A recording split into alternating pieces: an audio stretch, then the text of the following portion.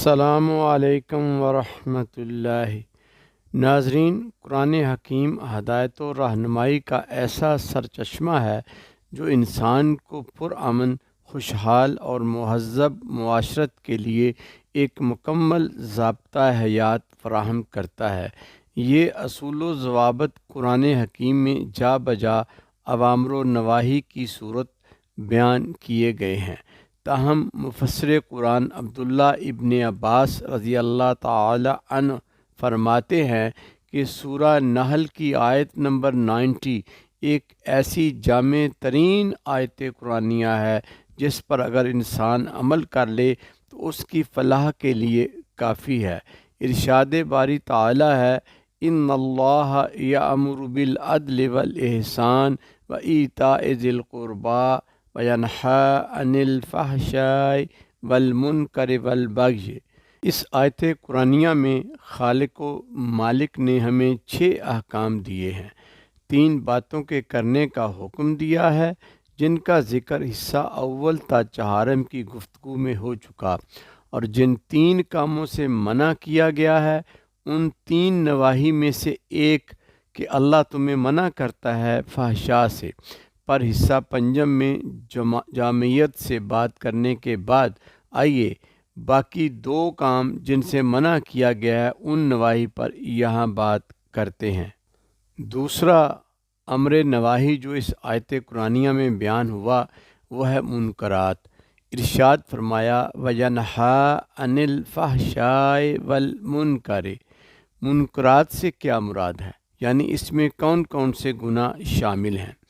منکرات ہر وہ کام جسے شریعت نے ناجائز قرار دیا ہو اور اللہ اور اس کے رسول نے منع کیا ہو، یا منکرات سے مراد ہر وہ قول یا فعل جس کے ناجائز ہونے پر اہل شرع کا اتفاق ہو، یا پھر ہر وہ کام جس کو عقل سلیم یا شریعت برا خیال کرتی ہو منکرات میں سے ہے۔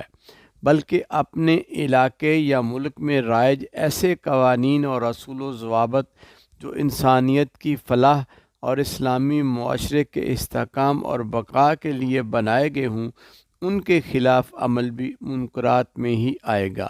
لہٰذا منکرات کی تفصیل میں ہر وہ کام جو شریعت، تہذیب، اخلاق اور اعلیٰ انسانی اقدار کے منافی ہو وہ منکرات میں ہی آئے گا۔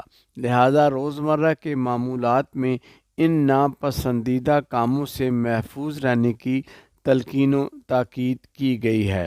تیسرا نواہی وہ کام جس سے منع کیا گیا۔ البغی کا لغوی معنی سرکشی ہے، جو بغاوت و نافرمانی کے معنی میں آتی ہے، جس کے لفظی معنی دست درازی کرنا، زیادتی کرنا اور ظلم کرنے کے ہیں، جبکہ لغوی اور اصطلاحی مفہوم میں البغی سے مراد ہے کسی ذاتی مفاد میں اپنی خواہش کے اصول میں حد سے بڑھ جانا، یا اپنی ضرورت کو پورا کرنے میں دوسروں کے حقوق غصب کرنا، یا ناحق کسی پر زیادتی اور ظلم کرنا اور اللہ کی دی ہوئی حدود سے تجاوز کرنا شامل ہیں۔ قرآن حکیم میں ایک جگہ اللہ عز و جل نے ارشاد فرمایا کہ والاسم والبغی بغیر الحق، یعنی اللہ تعالیٰ نے گناہ کو اور ناحق کسی پر زیادتی اور سرکشی کو حرام قرار دیا ہے۔ کسی کے ساتھ ظالمانہ رویہ اختیار کرنا اور اللہ کے فرامین سے بغاوت کرنا ایک ایسا سنگین گناہ ہے جس کی سزا دنیا میں بھی ملتی ہے اور آخرت میں بھی انسان کو مل کر رہے گی۔ قرآن حکیم میں جن برائیوں سے منع فرمایا گیا ہے اس ذات رحیم و کریم نے ان سے راہ نجات کی صورت بھی بتا دی اور ان سے گریز کرنے والوں کے لیے اپنے انعامات کا اعلان بھی فرما دیا۔ سورۃ الاعراف میں ارشاد فرمایا کہ اگر ان بستیوں کے لوگ ایمان لاتے اور تقوی کی روش اختیار کرتے تو ہم ان پر آسمان اور زمین سے برکتوں کے دروازے کھول دیتے۔ اور آگے اسی سورۃ الاعراف کی آیت نمبر 99 میں فرمایا حالانکہ اللہ کی چال یعنی عذاب سے وہی قوم بے خبر رہتی ہے جو تباہ ہونے والی ہوتی ہے، جبکہ تقوی کی راہ پر چلنے والے اللہ کے انعام کے مستحق ٹھہرتے ہیں۔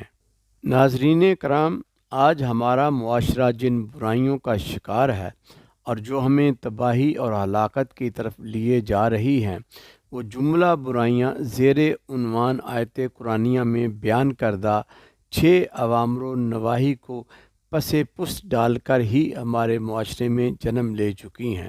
آج ہر طرف دھوکہ دہی ہے، جال سازی، لوٹ مار، دھونس، چھینا جھپٹی، دوسروں کے حقوق غصب کرنا، اپنے فرائض سے چشم پوشی اور اپنا ذاتی مفاد حاصل کرنے کے لیے عدل و انصاف کا دامن تار تار کر دینا عام ہے۔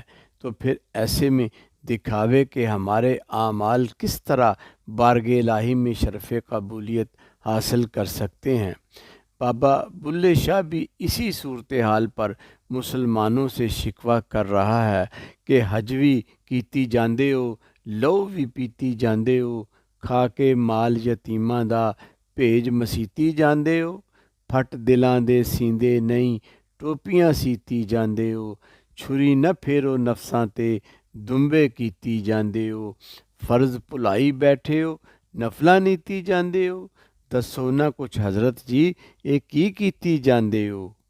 ناظرین، اگرچہ ہم اپنے مالک کے حضور پیش ہونے سے غافل ہیں، مگر پھر بھی وہ خالق کس قدر مہربان ہے جو اپنی ذات کریمی کے صدقے ہمیں اپنی آغوش رحمت میں لینے کے لیے اپنی جانب بلا رہا ہے۔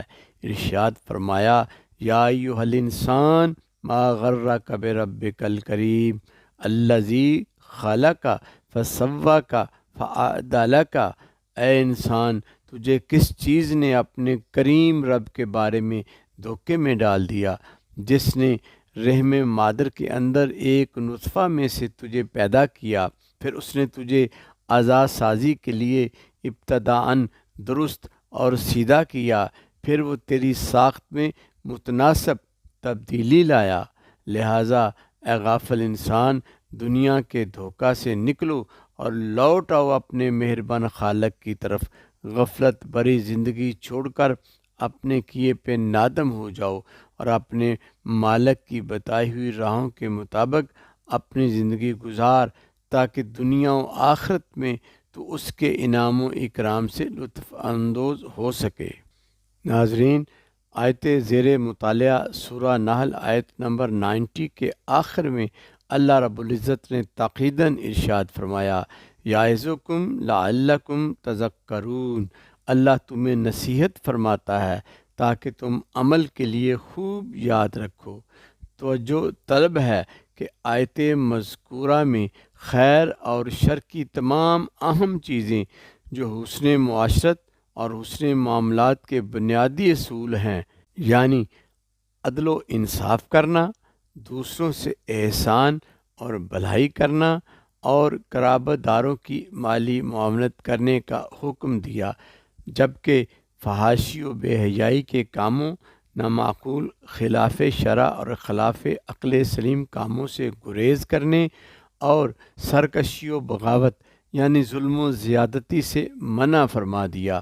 اور آیت کے آخر میں پھر تاکیداً نصیحت کے انداز میں ان اصول و ضوابط کو قلب و ذہن میں اتارنے اور راہ زندگی میں قدم قدم پر ان پر عمل پیرا ہونے کی تلقین فرمائی، تاکہ ایک اسلامی خوشحال اور پرامن معاشرہ وجود میں آ سکے اور انسان اپنی دنیا و آخرت کو سنوار سکے۔ وما علینا الا البلاغ المبین۔